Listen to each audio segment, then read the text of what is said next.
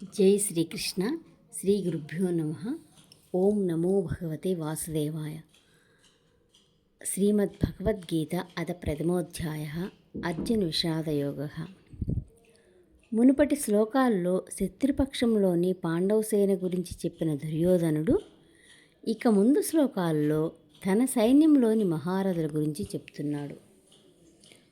అస్మాకం తు విశిష్టాయే తాన్నిబోధ ద్విజోత్తమా నాయకా మమ సైన్యస్య సంజ్ఞార్థం తాన్ బ్రవీమితే.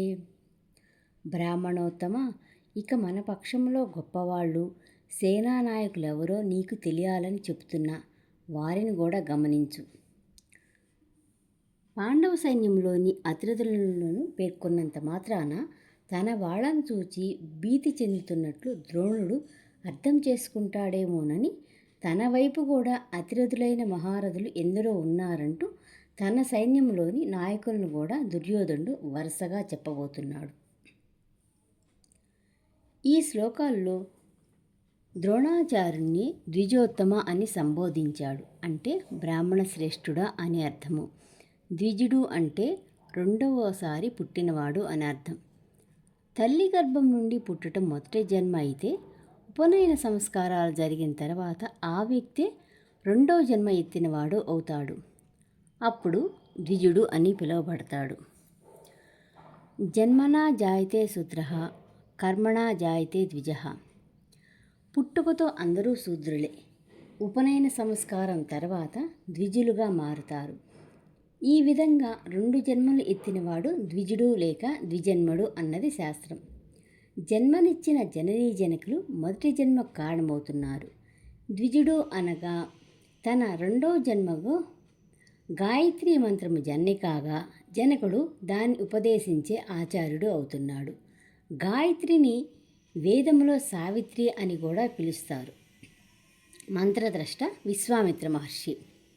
అయితే ఈ సందర్భంలో ద్రోణాచార్యుని ద్విజోత్తమ అని సంబోధించడంలో దుర్యోధనుని ఆంతర్యం ఏమిటి?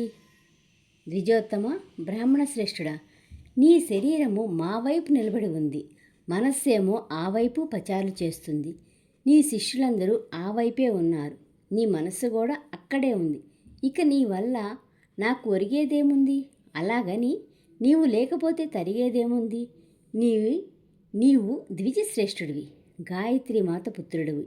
సంధ్యావందనాది పవిత్ర కర్మలు, యజ్ఞయాగాది కర్మలకు అలవాటు పడ్డవాడి, పైగా సత్వగుణము గల బ్రాహ్మణుడివి. హోమధూపం మధ్యలో కూర్చొని వేద మంత్రాలు వల్లించడం వేరు, రణరంగంలో నిలబడి రుద్ర ప్రవాహాన్ని వీక్షిస్తూ పోరాటం వేరు. పారాయణ జపధ్యానాలకు అలవాటు పడిన నీ ద్విజ స్వభావము రణరంగంలో ఏవో అద్భుతాలు సృష్టిస్తుందని నేను ఆశించటం లేదు. నీవు మా అందరికీ శిక్షణ ఇచ్చి ఉండవచ్చు, ఆట నేర్పడం వేరు, క్లిష్టమైన పరిస్థితుల్లో ఆడటం వేరు అంటూ ఆచార్యునిపై తనకున్న అవిశ్వాసాన్ని చెప్పకనే బయట పెట్టేశాడు. అందుకే తన సైన్యంలో ఉండే మహారథులను వివరించి చెబుతున్నాడు. కౌరవ సైన్యంలో ఉండే నాయకులెవరో ద్రోణుడి స్థాయికి యోధునికి తెలియదా? మరి దుర్యోధనుడు ఎందుకు చెప్తున్నట్లు? సంజ్ఞార్థం, గుర్తు చేయాలని అని చెప్తున్నాను అంటున్నాడు. భీష్ముని పతనానంతరం సర్వసేనాధిపతిగా పగ్గాలు చేపట్టబోయే ద్రోణుడికి తన సైన్యమును, అది కూడా నాయకులను గురించి గుర్తు చేయటమేమిటి? నీవు మనసు పెట్టి యుద్ధం చేయకపోయినా నాకు వచ్చే నష్టమేం లేదు అని గుర్తు చేయటమే కదా. నా వైపు నిన్ను మించిన అతిరథ మహారథులు ఎందరో ఉన్నారు అని తేల్చి చెప్పడమే. ఇక కౌరవ వీరుల్ని గురించి ప్రారంభిస్తూ ముందుగా ద్రోణాచార్యుని ప్రస్తావించాడు దుర్యోధనుడు. ఆ మాటలకు ద్రోణుడు ఎక్కడ మనస్తాపం చెందుతాడో, క్రోధంతో కదులుతున్నాడో అని శంకించి ఆచార్యుని శాంతింపజేసే ప్రయత్నంలో ప్రథమంగా ద్రోణాచార్యునే ప్రస్తావించాడు. అది రేపటి శ్లోకంలో చూద్దాం. గీతను అర్థం చేసుకుంటూ మన జీవితాలను ఉన్నతంగా మలుచుకోవటానికి, నా ఈ గీతా ప్రయాణంలో తోడుగా ఉండటానికి సబ్స్క్రైబ్ చేసుకోండి. స్వస్తి. జై శ్రీకృష్ణ.